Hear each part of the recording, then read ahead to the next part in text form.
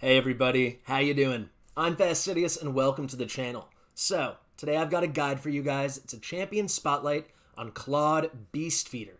So this guy is just fantastic. He's an epic HP champion from the Ogryn Tribes. He's actually quite new to the game. He came out in update 3.3 about 6 weeks ago, and like so many of the newer epics in the game, he is tremendous. He's great in almost all content in the game, basically everything. I still actively use him in my arena team. I use him in the majority of dungeons. I really am excited to show you what this guy's all about, so let's jump in.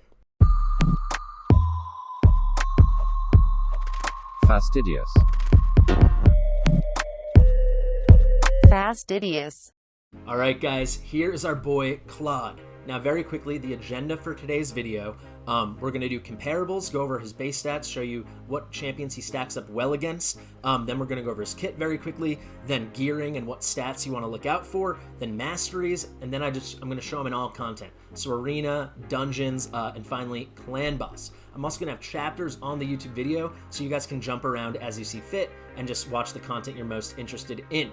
But without further ado, Klodd. So, he has very, very good base stats. HP at 21,645, 21,645 health points, then a good defense for an HP champion at 1,046, and then exceptional speed. Truly exceptional speed at 110. The fastest champion in the game actually is Blind Seer at 115. 110, how good is that? I'll show you how good. It's as good as everyone's favorite mission reward, Arbiter. Also at 110. He's crazy fast. He's also 1 less speed than Minaya, another amazing champion in a ton of content. She's a Bannerlord champion, legendary force. Why am I bringing her up? Well, she's only 1 speed faster, another good comp, and she has exactly the same HP, the same number of health points, 21,645. So this gets you a sense that he has a lot of stats equivalent to legendary champions. And then finally, for defense, he was at 1046, and then we've got 2 comps here. Here's another very good epic champion. Where is Stagnite? There's Stagnite. Really, this is an exceptional epic champion. And you see 1046 the same, and then 1 legendary. This guy is an attack, but he's kind of used as everything. Some would argue he's the best legendary in the game. We have Dracomorph, excuse me. Exactly the same defense at 1046. So, why am I showing this? Just to give you a sense of how Klodd stacks up to other great champions, and kind of drive the point home that his base stats, without even getting to anything else in his amazing kit, they're tremendous. So, Klodd has a really terrific kit, but very quickly, I just want to shout out Plarium and the design team for this aesthetic. I think the horns, the little accessories on the arms, he looks fantastic, and that's not even mentioning this little man in a cage on his back. I really like the unique skins, great attention to detail, another reason to love Klodd. But the kit, love his kit. So, the least glamorous probably of any of his moves, we have the A1. So, it's a single target, attacks 1 enemy 1 time, and has a 30% chance of placing big version decreased crit rate 30%, debuff for 2 turns. So this is pretty cool move. It's a little niche, but decreased crit rate, it can be good against a boss. It could be good against arena opponents, and it is based on HP. This is the only move that does any damage, and it hits pretty well. So I have the multipliers here. The A1 hits for 0.24 times HP. This is solid. It's not incredible, but it's good. A comparison, Miscreated Monster, his A1 only hits for 0.1 times HP. So he's hitting for 24% of his HP, Miscreated only hits for 10%. So pretty good, but I do not suggest you build this guy for damage. Why? This is an only damage dealing move, and his next 2 moves are fantastic. His next 2 active moves, and he also has a great passive. So the A2, I love this move. He books down to a 4-turn cooldown, and you can get an extra 25% of shields. I really recommend booking this guy if you've got him and you've got the books. Places a shield buff on all allies equal to 20% of, key thing here, this champion's max HP. Not the target allies, this champion. And that's what you want to see when you're dealing with a champion who's an HP champion with, as we went over, really great base stats in his HP. So it's not that hard, as you'll see in a second, even on a free-to-play account or low-spender account, to build this guy with a ton of HP and get huge meaty shields. So what do you do? Well, let's do some math. If we give him 80,000 HP, it's not that hard with such high base HP, we're talking 16,000 HP shields. Put that on a squishier champion, on a cold heart, on any damage dealer, they no longer a glass cannon, with that shield, they're staying up. Now, his A3, this is kind of what makes this champion so special. So, books down to a 3-turn cooldown, places a 30% increased speed, so big version buff, on all allies, and a 50% increased accuracy buff on all allies for 2 turns. So why is this so special? Well, let's go over the first part. Increased speed. Everyone knows Raid, it's kind of all about speed. How fast can you go? Well, this is on a 3-turn cooldown, lasts for 2 turns, and this guy has tremendous base speed as we've gone over. So you build him with a lot of speed, make him the fastest on your team or one of them. He's going to constantly be cycling this move, and you're going to get basically 100% uptime on your other champions of increased speed and increased accuracy. So the speed, great, your team's going really fast. But then this 50% increased accuracy buff for 2 turns, why is this so special? Well, he's one of only 4 champions in the entire game that have this increased accuracy buff. The other ones are Kurzod, Pestulus, and now Yoshi, the fragment fusion going on right now. Why is this such a great buff? Well, basically, it lets you adapt all your builds of any champion that needed accuracy to not focus on accuracy as much. So let's use a great, beginner champion so many people start with. Kale.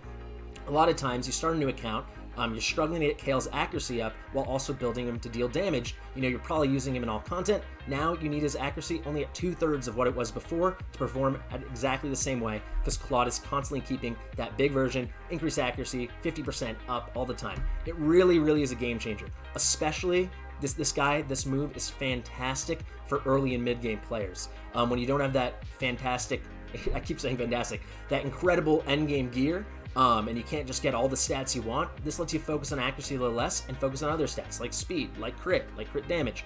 Such a good move. And then if that all wasn't enough, if he didn't seem special enough with this kit already, he's got a great passive. Every time he takes a turn, he's going to heal the ally with the lowest HP by 10% of their max HP. So it'd be maybe broken, too overpowered if it was this champion's max HP, because like I said, if you have him at 80, 90,000 HP, we're talking 8,000, 9,000 heals every time he gets a turn, and he's going a lot because he's really fast and you have increased speed up, but still, it's nice to have a little heal going on, a little passive heal. This is a great kit. So to recap, we've got the A1, new stabby hand, it's got the decreased crit, hits kind of hard, then Get Behind Me, such a good, huge shield on a 3-turn cooldown, and then this fantastic move, Beast Escape, big version increased speed, and an increased accuracy buff, all allies for 2 turns. It's such a nice kit. So now let's talk about what stats to focus up on this guy and how to gear him. So I'm going to pull up my KLODD now and show you. But very quickly, I made this graphic. I'll put it on the screen now. I'm also going to link to it in the description so you guys can have it for yourself. But basically, I'm going to key in on what stats you want to highlight, what do you want to prioritize, what stats you can ignore, and then for which pieces of equipment, what main stats do you want to target. So let's start off. What are the 2 most important stats to prioritize? Well, for me, it's pretty simple. It's HP and it's speed. So for some perspective, and you'll see when I go into content, let me pop out for 1 second. My account, I'm 100% free to play, but I think this guide will be useful to anyone, free to play and pay to win alike. But I'm on day 116. I think I'm progressing pretty quickly. I kind of know what I'm doing. But KLODD, I use him everywhere, So this shows you free to play, late game. I'm definitely getting towards the late game. He still works. He's so good.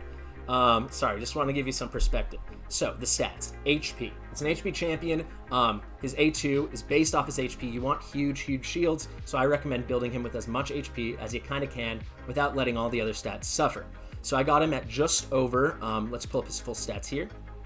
I got him at just over 80,000, close to 81,000 HP. So we're talking 250 HP shields with that A2. Really great. Next thing you're going to want to focus is speed.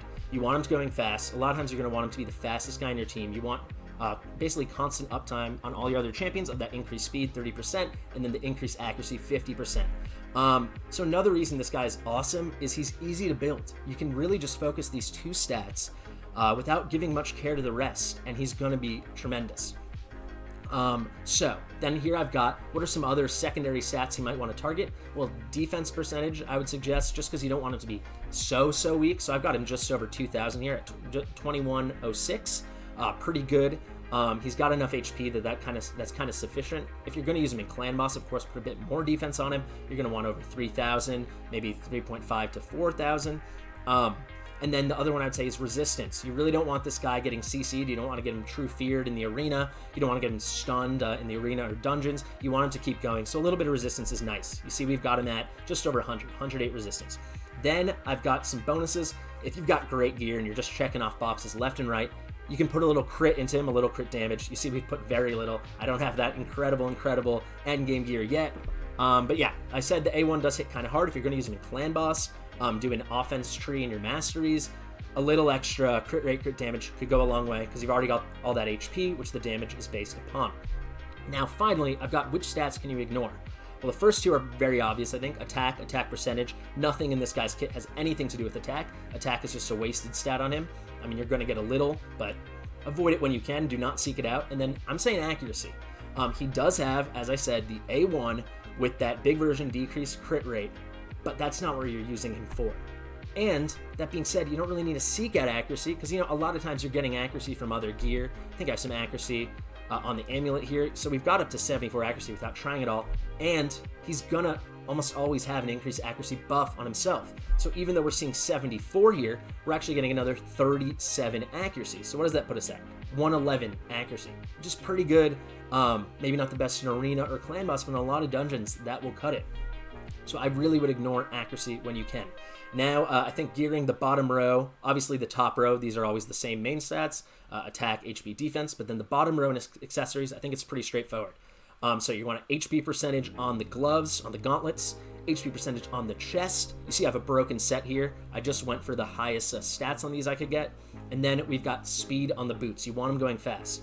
I mean, if you have incredible HP, endgame gear, you could maybe do HP percentage here, but I think you really want them flying, especially if you're using them in the arena. You're almost always going to go speed on the boots. Then, I think this is very straightforward here. HP on the ring, HP on the amulet, HP on the banner. The one case could be made is you put resistance on the banner if you're using them in arena a lot, but I think for 99, not 95+% of people, you're going to want HP on the banner. So let's look at my build here, guys. Is it the best build you've ever seen? No, but like I said, this is a realistic guide. You know, I'm 116 days in, 100% free to play, but it's still a nice build. 241 speed, almost 81,000 HP. It's a good build, you know, decent resistance. I would love to have more resistance as I get later and later in the game. Of course, I'll build him with more, but this is something I think is really achievable for a lot of people. And if you look here, I haven't even maxed out these accessories yet. I've only had them 2.5 weeks. I'll probably do it on this, the second artifact enhancement event coming up for Yoshi. So let's talk masteries. I have another graphic here that I'll throw up, and this will also be in the description for you guys to download or view on the web, use to your own liking. And what I'm showing here is a second potential tree where you use offense. But let's first, before we talk about that, talk about the way I've built him here. So I do not use him in the clan boss. If you're going to use him in the clan boss, I think the offense tree is a great choice, and we'll go over that in 1 second. But I think this is a great versatile build and really good for the arena. So what's the most important tree for Klodd? Well, that's going to be the support tree. I think this is a must. There's no world where you're not building out this tree, and I think I've got him in a pretty ideal setup here. So we don't need the accuracy, so we go for the extra health. We need health on him, as much health points as you can get. So plus 8/110 with steadfast. Then these both, I think, are required for him. Shield bearer increases the value of shield buffs by 5%. He's all about the shields. And then heals. We've got those passive heals coming. Those passive heals coming from his tasty giblets or delicious giblets, whatever it's called, his passive. So you're going to want this one too, lay on hands. Then here we have Healing Savior, increases the amount of healing and value of shield buffs placed by this champion by 10% if the target has 40% or less. Great for coming in clutch with an even bigger shield and an even bigger heal. Great for him. And then I have Rapid Response, 30% chance of increasing the turn meter by 10% when a buff cast by this champion is removed or expired. So get him going even faster, more turn meter. Of course, for the clan boss, if you're perfectly speed tuned, this is something you're going to want to avoid. Now what do we have? Merciful Aid increases the amount of healing and value of shields. You're seeing a theme here, right? It's healing and shields, healing and shields. This champion's going to be a great support, a great buffer, a big carry. That's his role. That's Klodd's role. So increases the amount of healing and value of shield buffs placed by this champion by 15% if the target is CC'd. So stunned, asleep, fear, true fear, or frozen. And then great mastery on a ton of champions is Lore of Steel. Increases the base stat set bonuses of all artifact sets that increase base stats by 15%. This increase is not multiplicative, additive. I think a lot of us know how Lore of Steel works. So what's it doing on my Klodd? Well, it's just making him that much faster. Clearly here, this is a broken set, but if I had something like Resilience, if I had another speed set, if I had an Immortal set, we'd get an even bigger bonus from that. but these 2 speed sets I have here, 1, 2, I'm getting an extra 15% from the Lore of Steel Mastery. Now let's finish off the tree. We have Lasting Gifts. He provides 2 kind of essential buffs on his A3, the increased speed and the increased accuracy. So this gives it a chance to extend the duration of the buffs cast by 1 turn, 30% chance there. And then finally, I've chosen to use his final Tier 6 Mastery. I've done Timely Intervention. So increases this champion's turn meter by 20% whenever an ally hero drops below 25%. I think this is such a good choice for a Tier 6 Mastery for him. There are other things you could go for, but basically, when my allies drop, he gets a bigger boost, so he can go even faster and maybe put on a really big shield or speed up the rest of the team. And then also, this ally that dropped probably is going to have the lowest HP on the team, so this will probably put him back over. This will be a 10% heal from Delicious Giblets. Let me double check that's what it's called. I think it's called, it's a weird name like that, Delicious Giblets. The new names, guys, are very strange. On all these new champions, the new names of their skills are strange. So, now I've chosen Defense Tree. We've gone for 10 resistance here with Defiant. That increases the amount of healing and value of shield buffs this champion receives by 5%. I think this is really good. It benefits from his own shield, but also the healing. You know, you're probably placing another healer on a team with this guy. If you're anything like me, if you got great damage, you might not need it. But yeah, helps with the heals that he receives. Then we have Resurgent, 50% chance to remove 1 random debuff from this champion when they lose 25% of their max HP or more from a single enemy skill. So this doesn't happen much because he's got a lot of HP, but in the arena it does. And having the chance to remove 1 random debuff in the arena is huge. So this is a great choice. Resurgent, really fun mastery. Now we have Delay Death. Reduces the damage this champion receives from a specific enemy by 0.75% with each hit taken from that enemy. Damage reduction stacks up to 6%. So in longer, kind of grindier boss fights, this is so good. You know, slowly, but by the end of a boss fight, you're probably taking 6% less damage. Delay Death is really nice on him. You want him staying alive, you want him helping out the rest of the team. Now we have Cycle of Revenge, 50% chance of increasing the turn meter by 15% when an ally is attacked with a crit. Will only increase the turn meter once if an ally receives multiple crit hits from a single skill. This is good kind of everywhere. It's fantastic in the arena, and this he's really awesome in the arena, as you're going to see. Finally, I've done Selfless Defender. Basically, he takes damage that's meant for other people, decreases the damage an ally receives from the first enemy hit in each round by 20%. This champion will receive that damage instead. You know, he's got this huge well, this huge supply of HP to kind of buffer him. Oh, look, my tournament position went up or down. I don't know. Sorry about that. But he's got this huge supply of HP, so he can kind of take a hit, take a little extra damage, and this helps your squishier allies live longer. Now, if you see what I had up before, I'll put it up again. This is the other option on how to build him. I recommend a support tree. You can make a couple differences if you are so inclined. Couple changes. But if you choose not to do defense, you want him for clan boss, you want him mostly for dungeon bosses, things like this, you can take this very, very standard, I mean, everyone talks about it, the standard offensive tree. So you're just going down the line. You're getting the crit, extra 5% crit, the crit damage. Increases damage on targets with less than 40% by 8%. Then we've got Bring It Down. Good for targets with higher max HP, damage up by 6%. So clan boss, dungeon bosses, excellent. Sorry, that's the one we just looked at. Methodical, increasing the damage of the default skill, stacks up to 10%. So really good again. Bosses, clan boss. And then War Master. Bosses, clan boss, you know? Everyone knows what War Master does. Chance of inflicting major bonus damage. So if I was focused on him for clan boss, or I really needed him for one dungeon, especially the boss, this could be an option. That could easily be an option for you. But the build I have here, as you see, is more for arena, PvP kind of stuff, and it's really good in dungeons as well. So we're talking a lot about all the content you can use him in. How about we actually do it? So I'll very quickly show you guys something, and then we'll get into actual battles. But Faction Wars, I was waiting for it to be Ogryn Tribe Crypt in Faction Wars open today to do the guide. Why is that? I wanted to show you guys something. So I'm on stage 11 in Faction Wars. You know, nothing to sneeze at, but nothing to brag about either. But like I said, free to play. Faction Wars has not been my big focus yet, only 116 days in. That being said, stage 11 is not that bad. It's even better when you see what team I'm running. I'm basically running Klodd. That's my whole team, is just Klodd. Let me show you. I have a team power of 43,000. If we take Klodd out, it's 15,000. These four champions only have, they're averaging less than 4,000 champion power each. Klodd single-handedly is carrying my entire Ogryn Tribes crypt, the Ogryn Tribes faction in the faction crypts, to stage 11. He's that good of a carry. I just wanted to drive that point home. And I'm not, you know, trying to pull the wool over your eyes. You can see these are all the Ogryn Tribe champions I have. And Klodd is just single-handedly putting the team on his back and walking them to the finish line, you know? He's so good. I really love him. Before I got him, I was on, it was one of the only factions I hadn't cleared the first boss on. We were on 6, and he just brought us the whole way to 11. I haven't even tried 12 yet. I'll save that for another video if people want to see. And then finally, I just want to show Doom Tower. Has not been a priority of mine. However, I don't think I've lost a battle yet in Doom Tower this month since I actually tried to start pushing. Of course, I'm on normal, not on hard yet. But Klodd's in tons and tons of my teams, you know? Like, I don't have much damage on my team, so he helps, with some other support, he helps carry me to the finish line. So he's really great there, too. I mean, any kind of carry.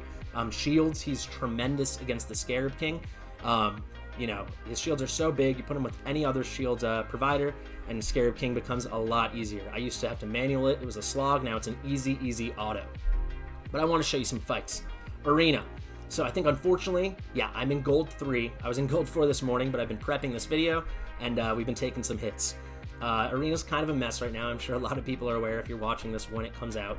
But I have 2 defenses I run, my more offensive one and my more defensive one, and this is what I'm going to show off today.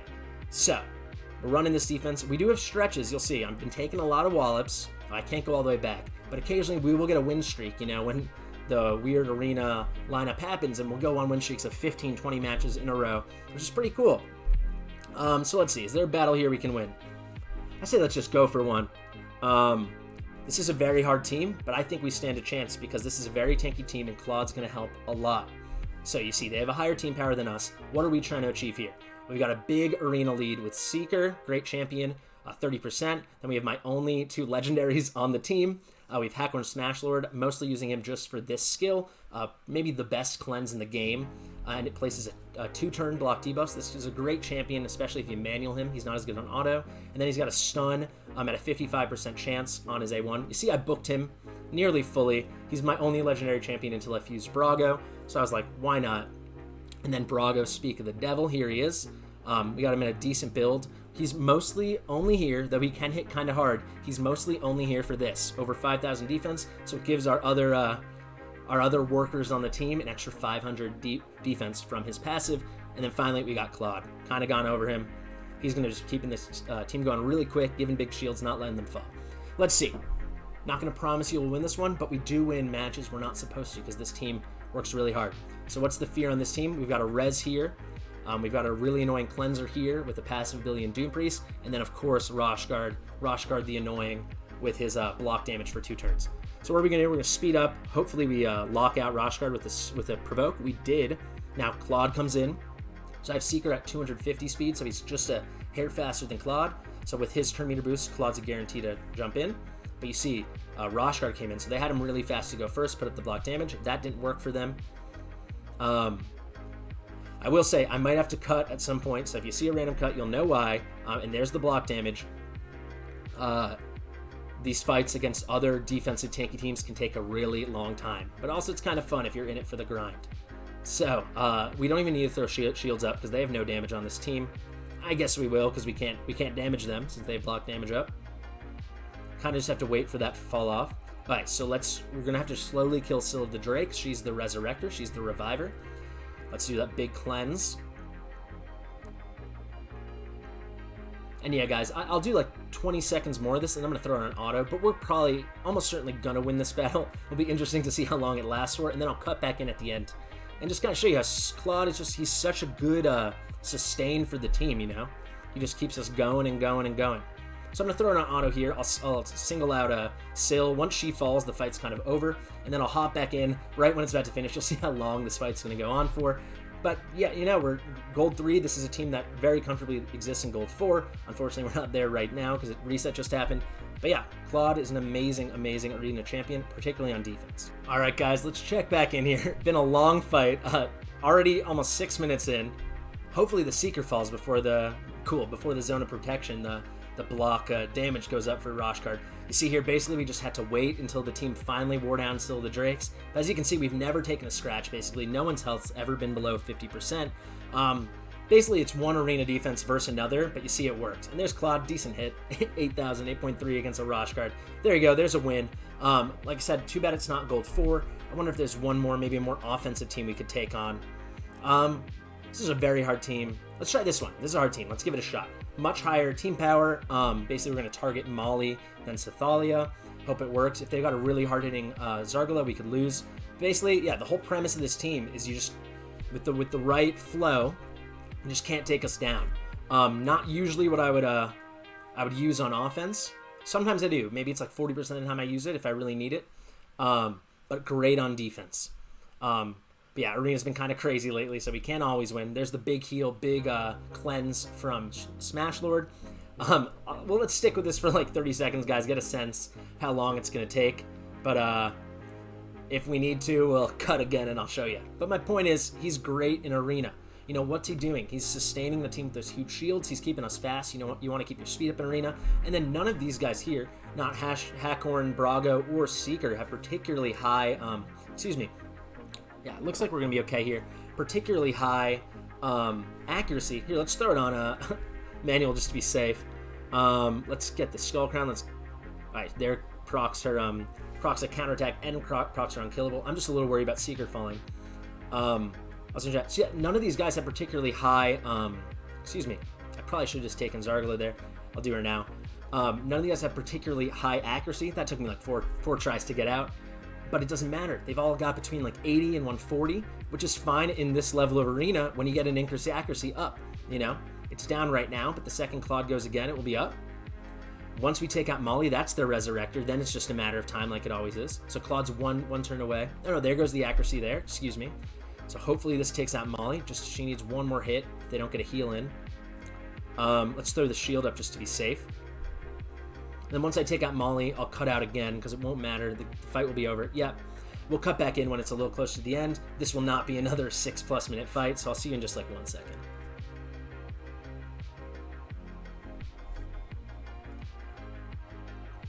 All right, there you guys saw it right there. I forgot to look up and tell you, but you'll see. It was about a, I don't know, 2.5, 3 minute fight.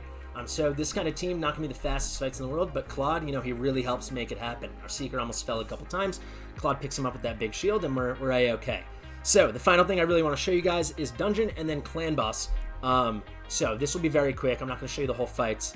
But so an account like mine, let me quickly show you the roster, and this will make sense why Klodd helped me so much with Dungeons, why he was so game-changing for me with Dungeons. Let's pull up my roster here. I've got basically no damage on this account. I got Kale day 1 as my starter champion, and he's still by far the best nuker on this account. It's not even close. And he's not that great. You know, not even 2,700 attack. Decent crit damage, but nothing really that great going on. I should rebuild him. I will eventually. But, you know, he's got low accuracy because Klodd picks him up everywhere in all the dungeons and for those poisons, and that's about it.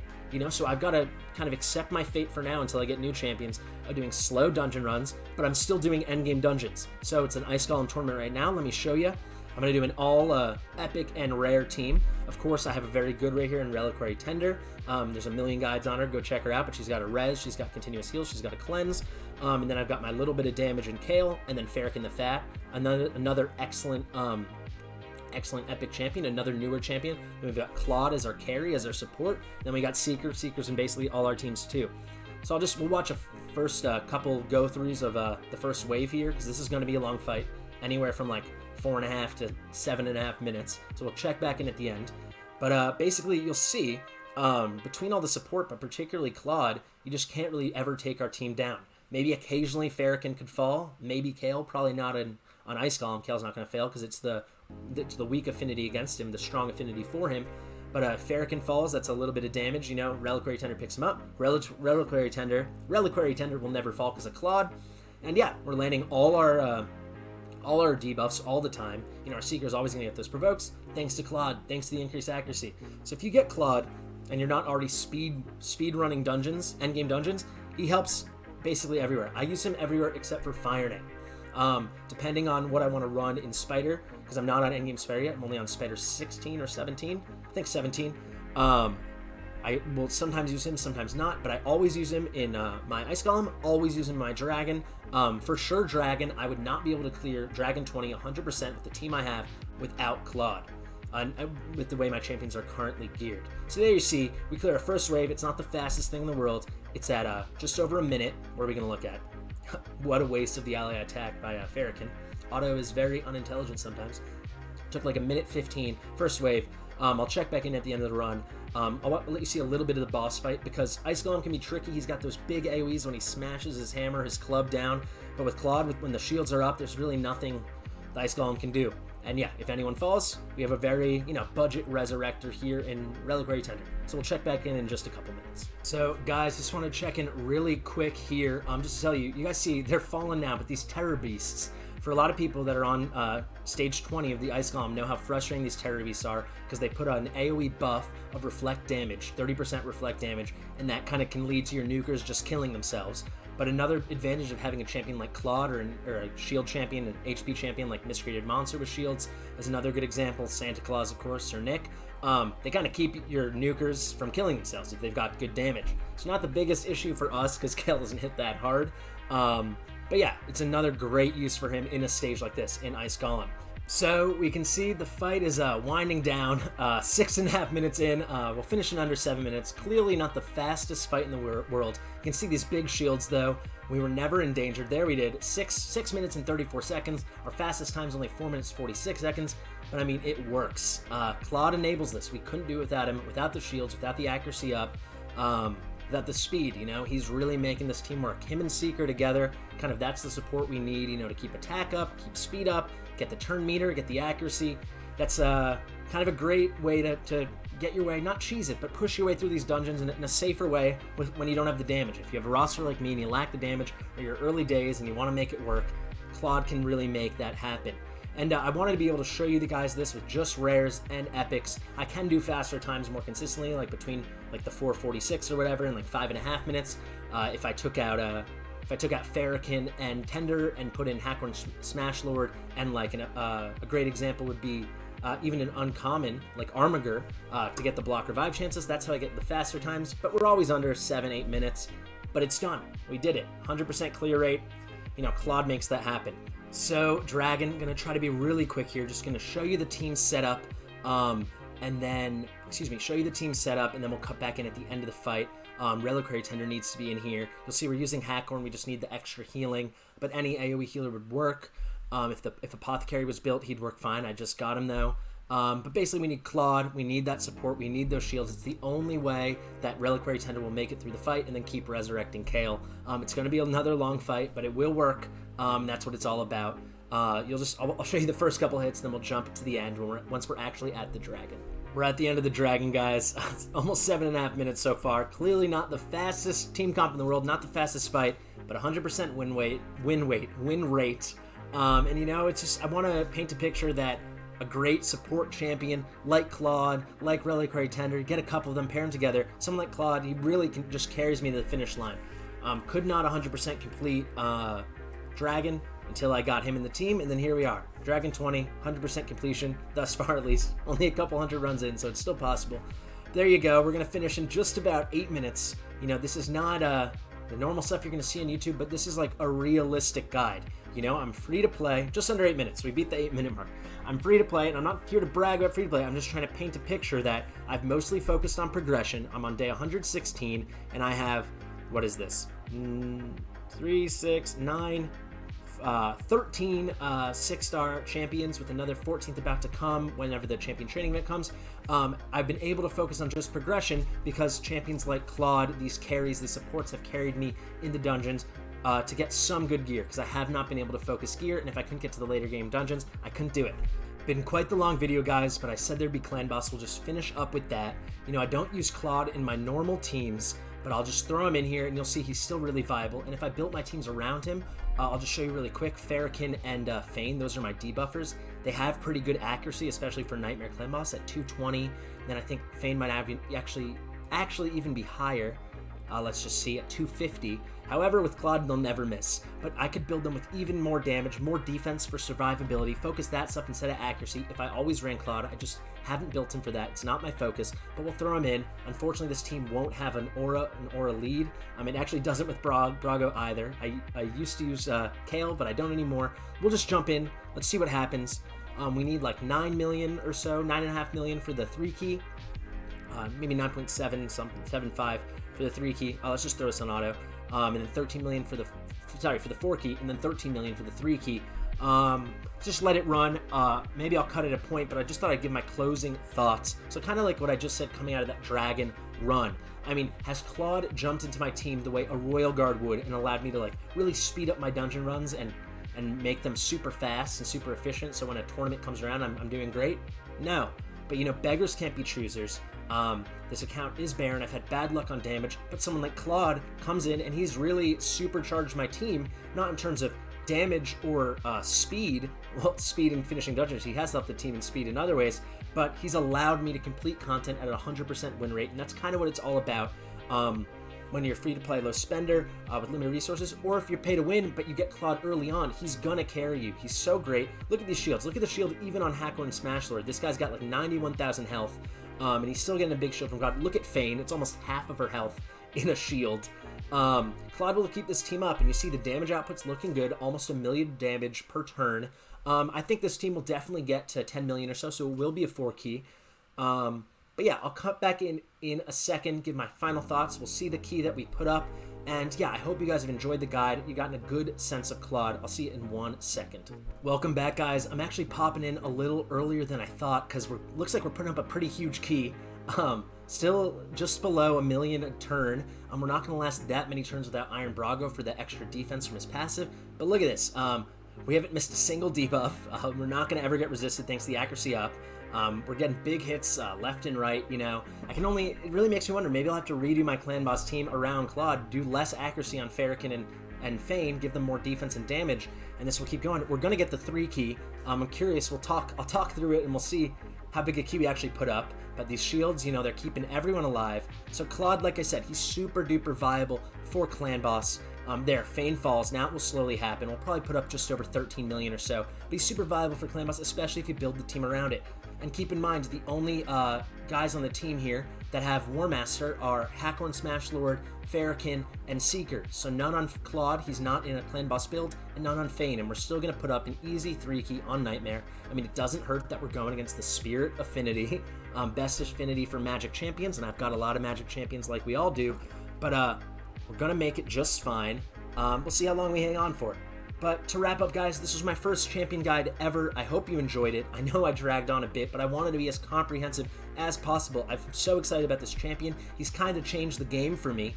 Now, Arbiter's definitely within my sights. I just need a Spider champion and we're done. And look at this. We're probably going to hit 14 million on this key. Big in part thanks to Klodd.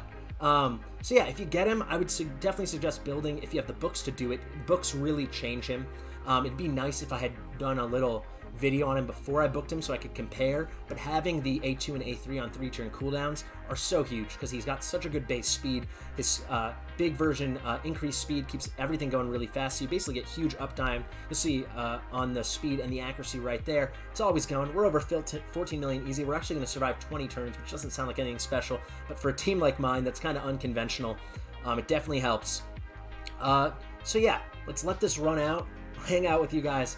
But I've been fastidious. I'm getting into new content. Most people probably know me from my free-to-play series, but this is my main account, which is also free-to-play, not just my YouTube account.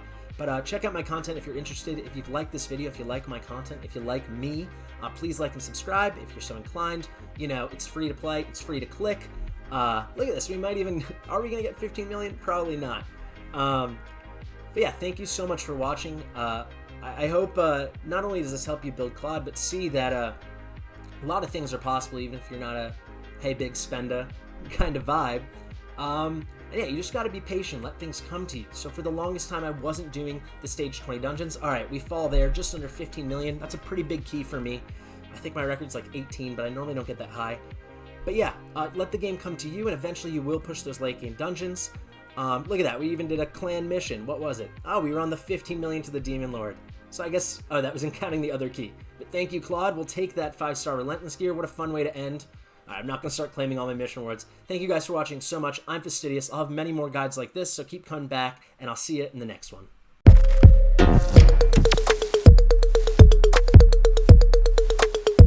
Fastidious.